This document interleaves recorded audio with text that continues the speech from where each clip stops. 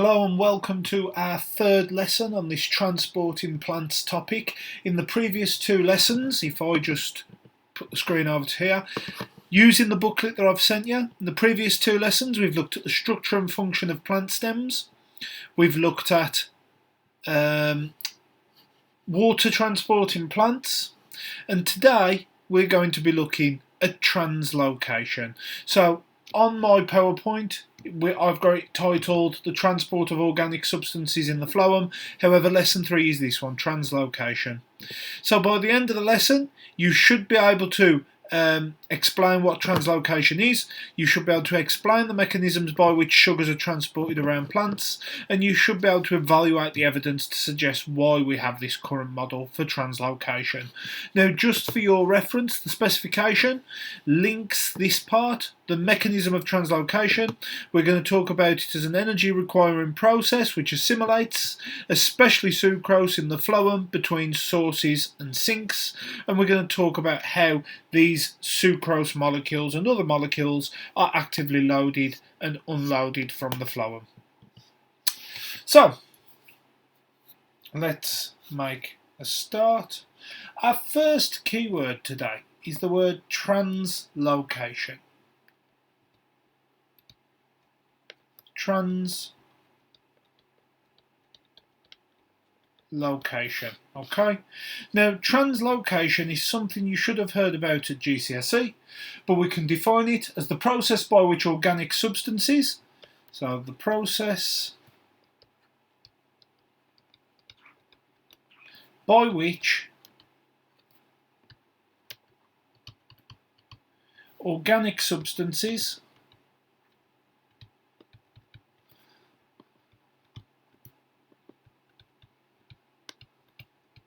and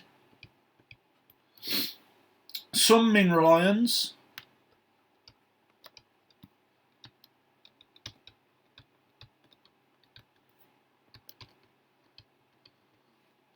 are transported from one part of a plant to the other. So, are transported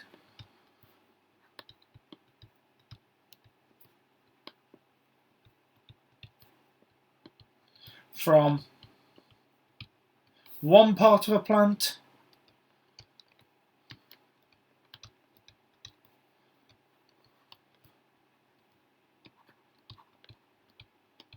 to another.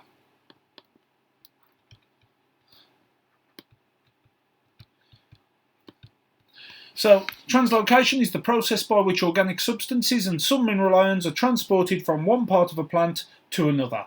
Now, this takes place in the phloem. So, translocation happens in the phloem. So, happens in the phloem. Now, we said in the first lesson on this topic that the phloem consists of sieve tube elements which are placed end on end and have their end walls perforated or have holes in their end walls to make a sieve plate. Each sieve element is associated with a companion cell. Okay? So we'll just write down, to refresh our memory, I'm going to put it in red because it's important, that the phloem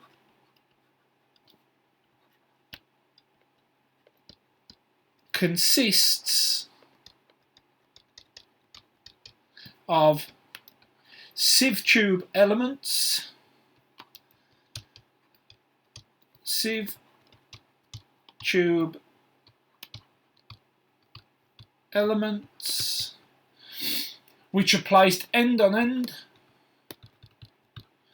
which are placed end on end,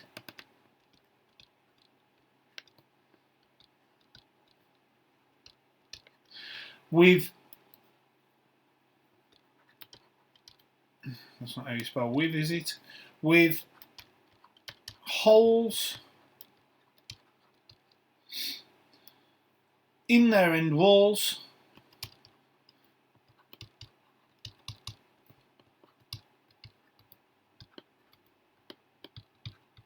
to form sieve plates.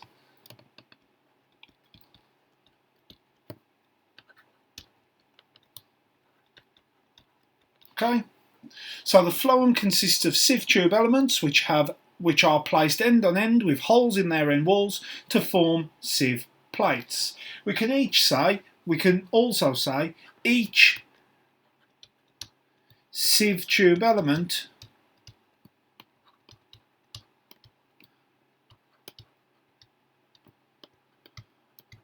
is associated with a companion cell. Is associated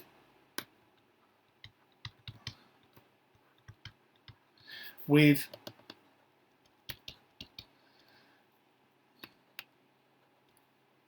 a companion cell. Now, if all of this seems like a foreign language to you, you need to pause this video at this point and go and re-watch the lesson on the structure of the phloem, which would have been lesson 1. Okay, we discussed why the sieve tube has these companion cells. We discussed why the sieve tube plates have these holes in them. You need to make sure you're happy with that concept before continuing with this lesson, otherwise you're not going to understand it. Okay? So translocation is the movement of substances, organic substances and some mineral ions in the phloem, and the phloem consists of sieve tube elements which are placed end on end with holes in their end walls to form sieve plates. Each sieve tube element is associated with a companion cell. Now if we just backtrack a little bit and we think about a flower, or a plant even, so I'm going to draw us a tree, I think, because it's easier to draw, and you know. So here's my trunk for the tree, and here's my leaves. So if this is a plant, all plants have what are known as sources, and they have what are known as sinks. So a source, or sources, do apologise, I don't know what's going on with my writing today. Sources can be defined as the parts of a plant where sugars are made during photosynthesis. So the parts of a plant where sugars are made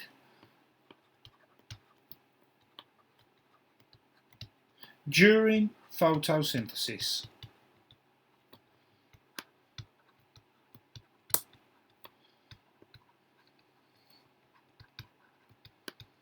Okay, so the sources are essentially the leaves of a plant where chlorophyll is found. So we can just put underneath here, we can say leaves where chlorophyll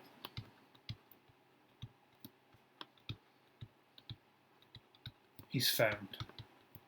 So it's usually the leaves, but anywhere where chlorophyll is found will be a source. On the other hand, sinks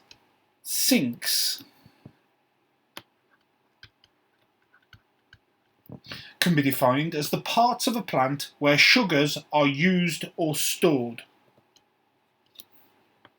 So the parts of a plant where sugars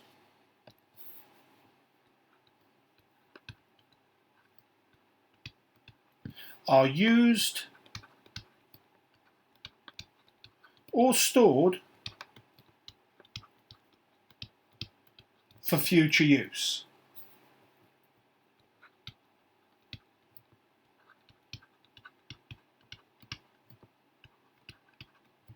Okay. Now sinks, as we've said in previous lessons, are found both above and below the source. Therefore, the movement of sugars inside the phloem is multidirectional. It can go up, it can go down. So we can just put underneath here that sinks are found both above and below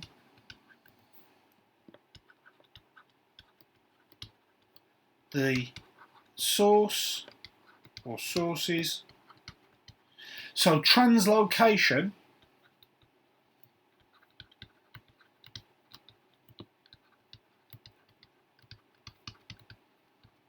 is multi-directional.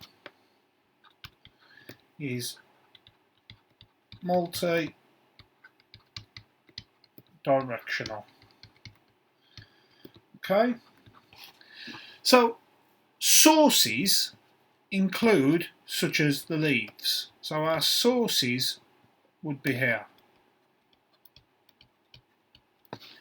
Our sinks would be things like the roots, the trunks, the stems. So this, for argument's sake, we could say this is a sink.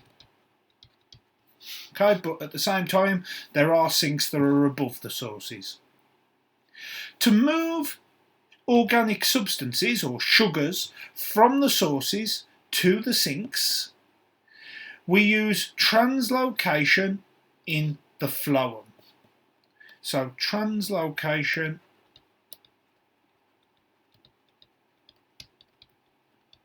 in the phloem. So it's this translocation that moves sugars from the sources of a plant to the sinks.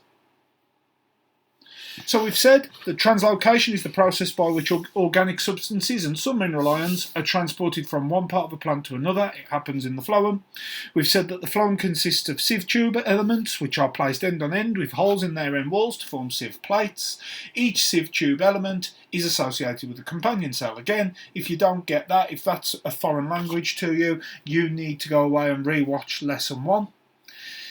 Sources are the parts of a plant where sugars are made during photosynthesis, such as leaves or anywhere that has chlorophyll, while sinks are the parts of a plant that use these sugars or store the sugars for future use.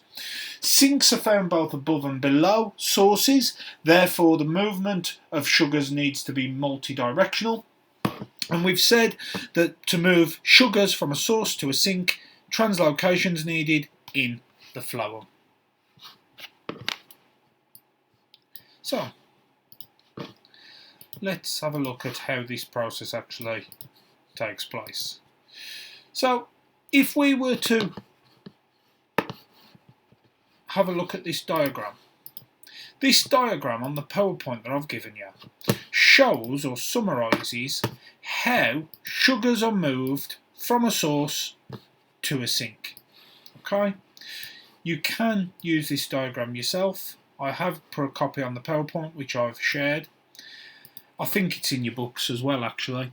So essentially we've got the sources, such as those in a leaf, a photosynthesizing cell. These sugars have to be loaded into the phloem. They then have to be moved down, unloaded from the phloem and into a cell that needs to use them. This is known as mass flow theory. So our next key term is mass flow theory. Okay, and that is the worst H in the history of H's. Mass flow theory. Mass flow theory, quite simply put, is the movement of sugars through the phloem of a plant. So the movement of sugars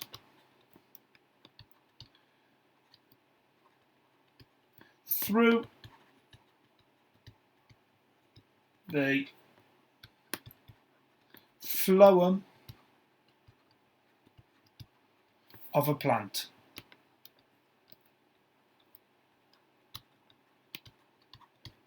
Okay. Now, mass flow theory is much quicker than diffusion. Therefore, it cannot rely on diffusion alone. Okay? So we can say underneath here that the movement of sugars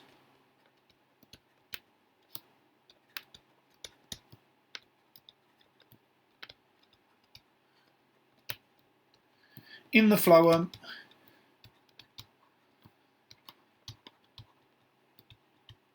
is too quick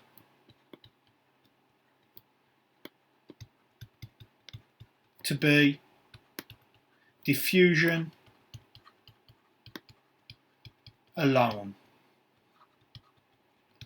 Okay, if we relied on diffusion, it would be far too slow. So we know that that's not the process that's taking place. There's other things at play as well. Now, there's two stages to mass flow theory, as shown on the diagram to the right of the screen, or we could say three actually. So I'm going to break it down using this image on the side. So the first stage we're going to talk about is this one here. Number one, we're going to talk about how sugars are loaded into the sieve tube element. So number one, loading of sugars into the sieve tube element. In fact, before I do that, I should say the stages of mass flow theory. So the stages of mass flow theory. The first one we need to talk about is the loading of sugars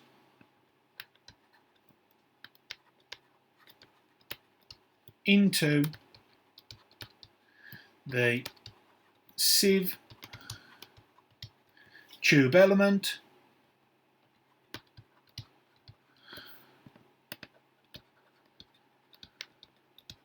from sources. Okay, so sugars need to be loaded from a source, as shown in here, into the sieve tube element in the phloem. Okay. Now, between the source and the sieve tube element, we've got these companion cells. So it's sort of sandwiched in the middle. We've got the source cell, such as a palisade cell carrying out photosynthesis, and we've got the sieve tube element. In between those is the companion cell. So we can start by saying that cells with chlorophyll make sugars. Cells with chlorophyll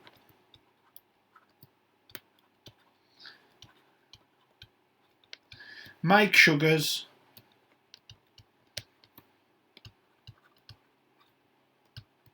in photosynthesis.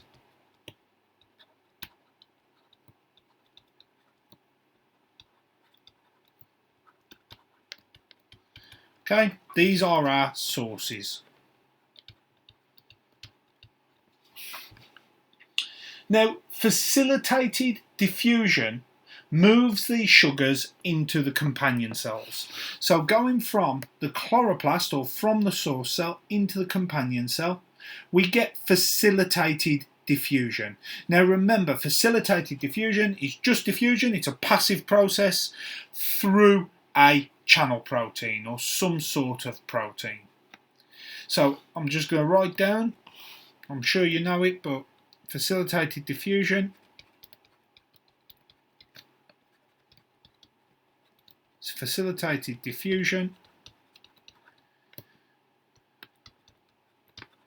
is diffusion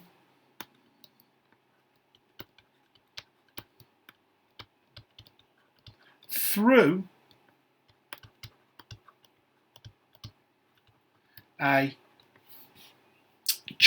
membrane bound protein.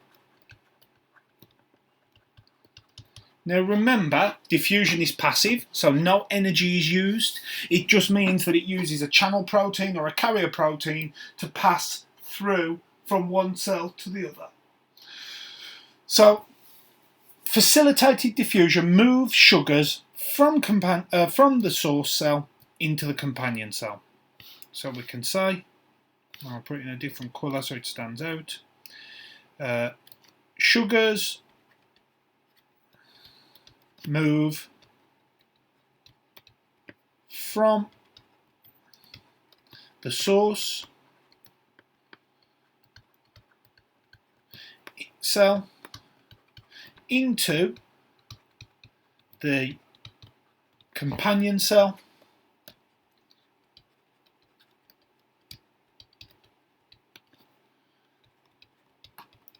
via facilitated diffusion.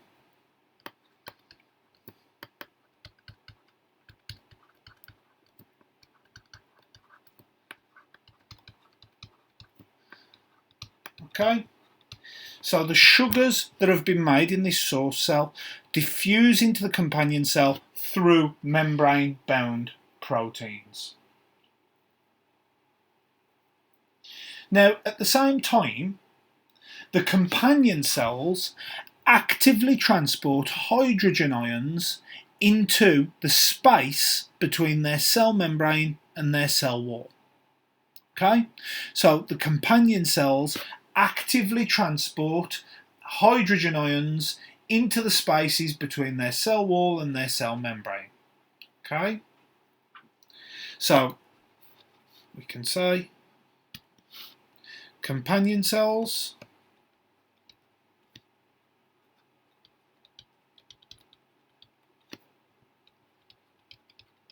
actively transport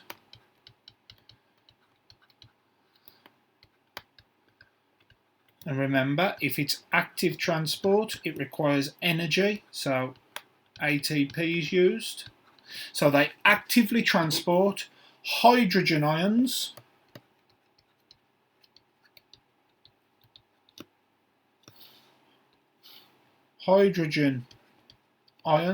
or from now on we can just refer to them as H+, actively transport hydrogen ions into the space between their cell walls and cell membranes. Into the space between, don't spell between with a P, do you? Between the cell wall, full stop. Okay? These hydrogen ions then diffuse down their concentration gradient into the sieve elements. So we've got the sugars being moved into the companion cells move hydrogen ions into the cell wall. These hydrogen ions then diffuse down into the sieve tube element, but as they do this, they carry the sugars with them via a co-transport protein. So if you think back to what you've done on membranes, a co-transport protein is usually this shape and it will usually have some different holes in it, like so. In this case, it may be that the sugars represent the triangles, the hydrogen ions represent these. So if my hydrogen ions bind to here, and then my sugars bind to here, what will happen is this will change shape. So rather than being that shape, it will now be that shape, allowing the sugar and the hydrogen ions into the sieve tube element. Again, if you don't understand this, I suggest you go back on your notes from the lessons you've done on it and have a read. Okay? So the final bit we can say about this is that hydrogen ions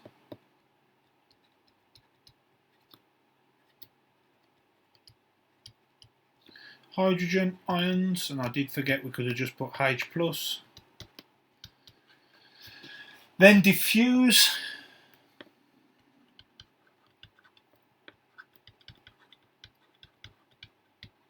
down their concentration gradient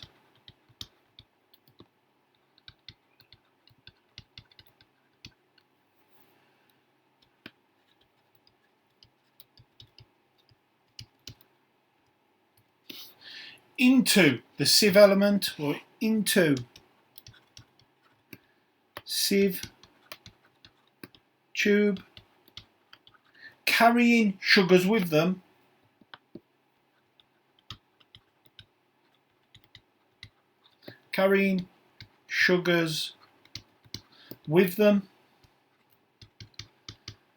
I can't put them in, but you know what I mean, via, I'm going to put in red in case you don't know what it is and you need to go away and research it, via a co-transport proteins. Co-transport proteins. And by this time, the sugar is now loaded into the phloem. So we've said that mass flow theory is the movement of sugars through the phloem of a plant. The movement of sugars in the phloem is too quick for diffusion alone. The stages of mass flow theory. The first one is that the loading of sugars into the sieve tube element from the source. So this is our source. This is a cell that is creating sugars via photosynthesis. What it first does is it moves these sugars into the companion cell by facilitated diffusion. Facilitated diffusion is diffusion through a channel protein or a carrier protein. It doesn't require energy, it's a passive process because it is a form of diffusion. Once inside the companion cells will load hydrogen ions into the cell wall and cell membrane. These hydrogen ions will then move down their concentration gradient into the sieve tube element. As they do this, they go through a co-transport protein and carry the sugars with them. So the sugars are moved into the companion cell, hydrogen ions are pumped into there, and then through a co-transport protein, the sugars are moved into the sieve tube element. I must point out the active part of this process is the moving of hydrogen ions into the cell wall. That is actively done. They are pumped against their concentration gradient, so ATP is used. The movement of sugars from the source into the companion cell and the actual movement of the sugars from the companion cell into the sieve tube element is a passive process. The active part of this process, the process that needs energy and therefore ATP, is the movement of hydrogen ions into the cell wall.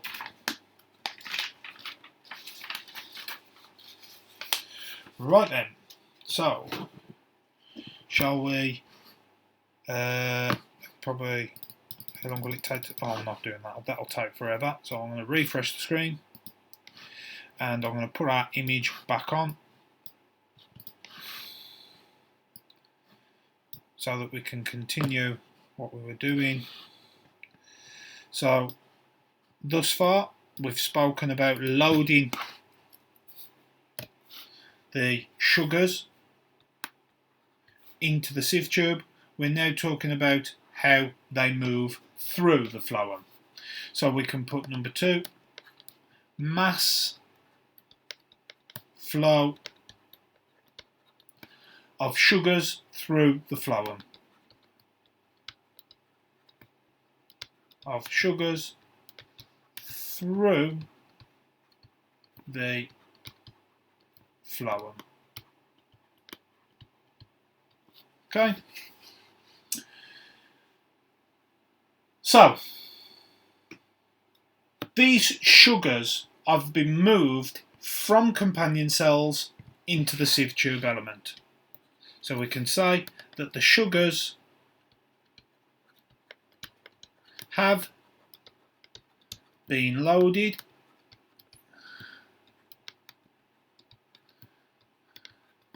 into the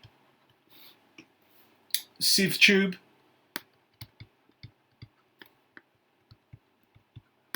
element from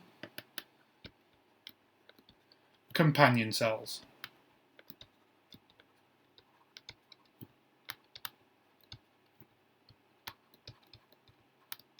Okay.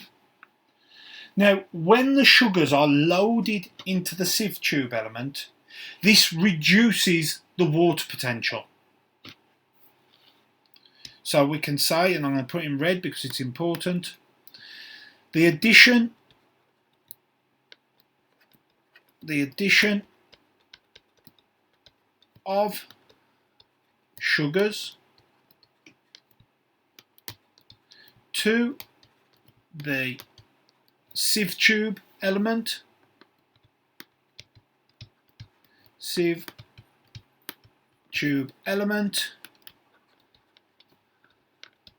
reduces its water potential. Reduces its water potential.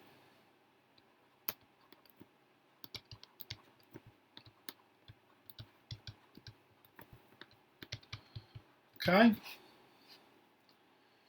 Now, when the water potential is reduced, water then moves from the xylem into the phloem by osmosis. Okay?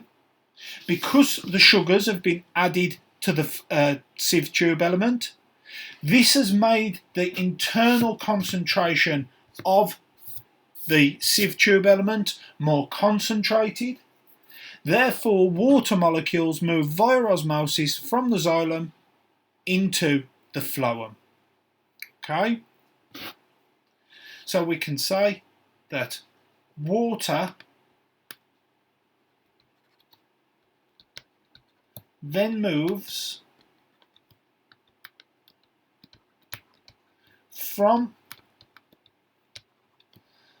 the xylem into the sieve tube element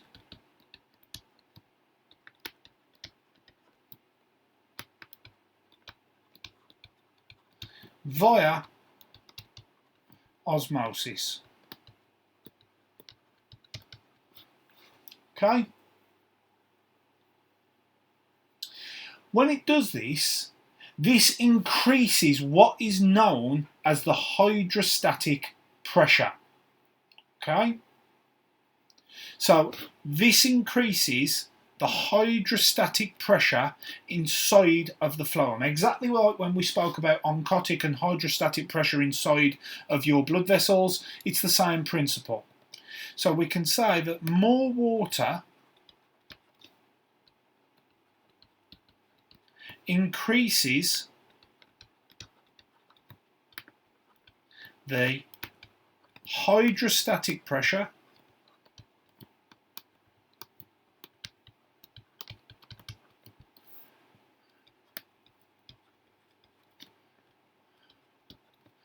of the phloem. Okay? At the sinks, so down here, which we're going to talk about in a moment, sugars are removed from the phloem.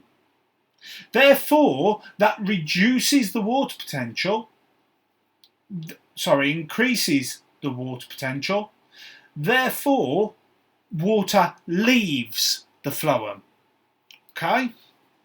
So we can say, and I'll explain it again in a second, we can say that at sinks,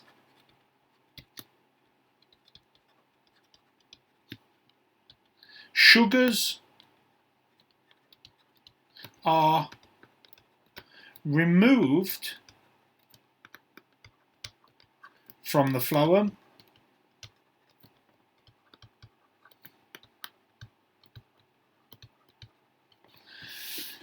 increasing its water potential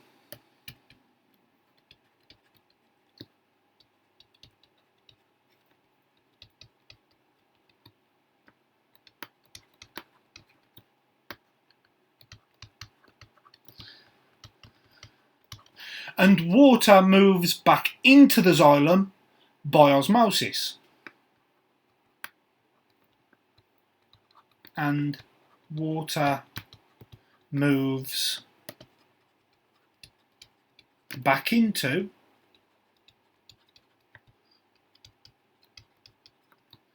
the xylem via osmosis.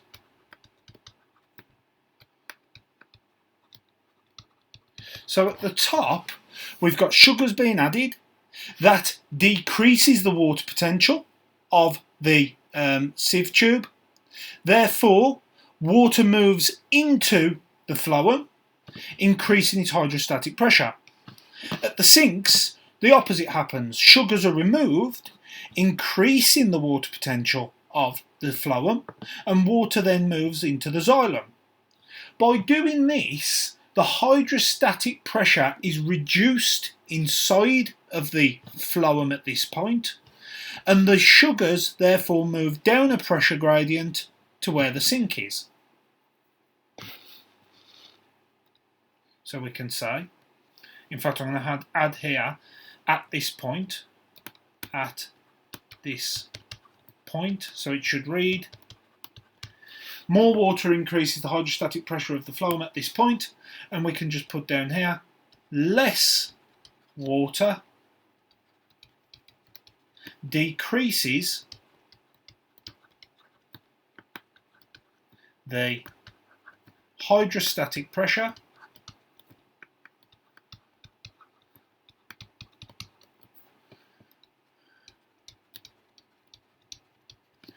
of the phloem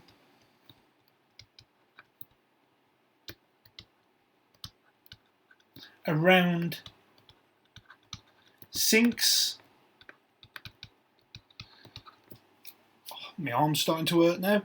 Around sinks, and we can say that the water and sugar in the phloem moves from an area of high hydrostatic pressure to an area of low hydrostatic pressure.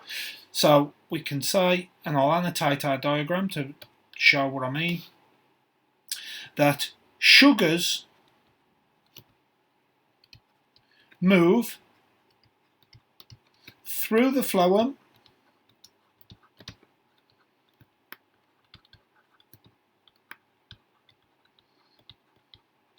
from areas of high hydrostatic pressure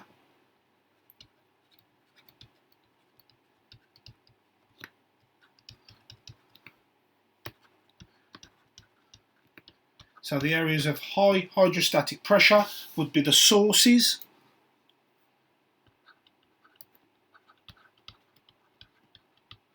to low hydrostatic pressure.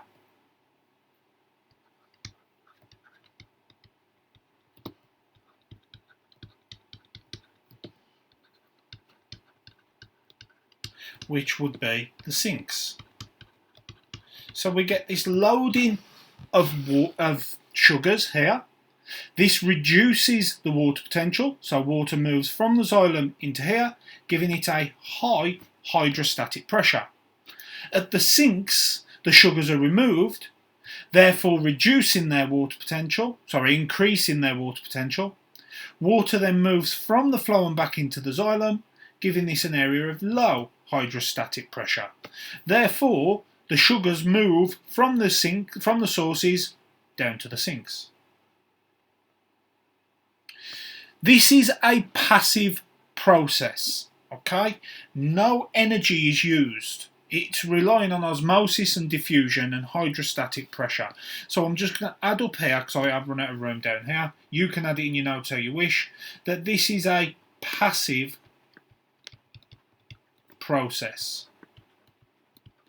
Okay, we said that the movement of hydrogen ions into the cell wall in stage 1 of these companion cells is active, whereas the rest of it so far has been passive.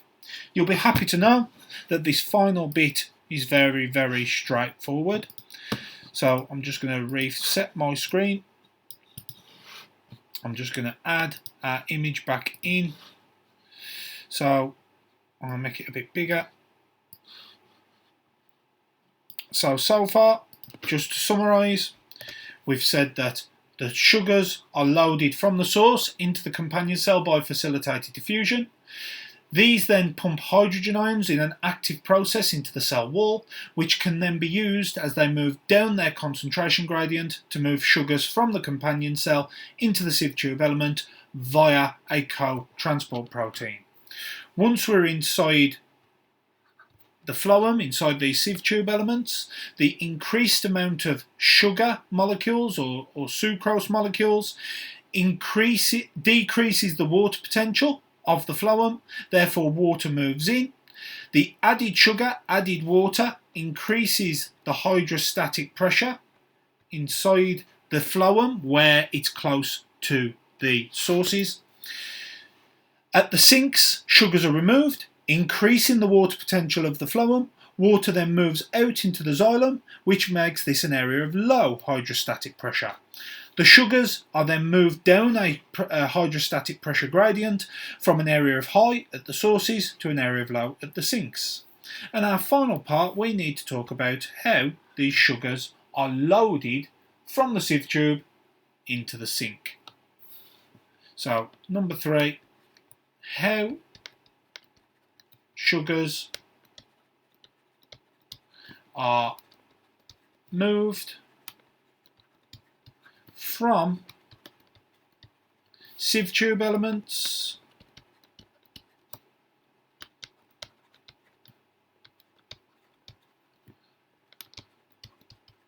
into the sink cells.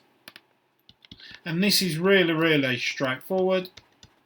Essentially, all you need to know is that the sugars are actively transported by companion cells into the sink cells. That's it, that's all you need to know. So, companion cells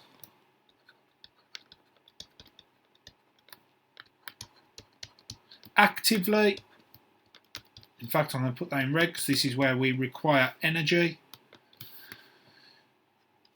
actively,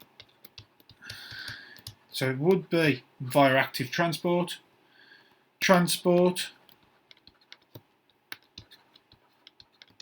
sugars from the sieve tube element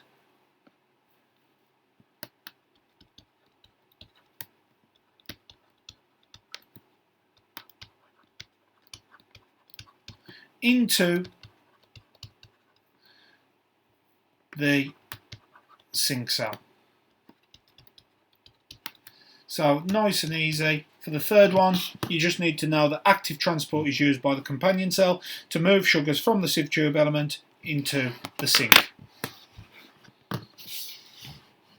So, should now be able to tell me what translocation is, should be able to explain the mechanism by which sugars are transported around the plant, and the final one says, can you evaluate the evidence to suggest why we have this current model? Now if you look at the PowerPoint that I've given you, I've made a nice table here for you. All of the evidence supporting mass flow theory are in green, and all of the evidence against mass flow theory are in red. As part of your independent study, I would like you to make sure that you understand these evidences both for and against, because most of your questions in an exam will come from explaining experimental data using this model. Okay, you must make sure that you're happy with these ideas. Do your own research. If you're absolutely stuck, you can send me an email and I'll get back to you as soon as possible. So I hope this video has been of some use to you. Please comment below in Google Classrooms or send me an email directly if you have any questions, and I will get back to you as soon as I can. Take care.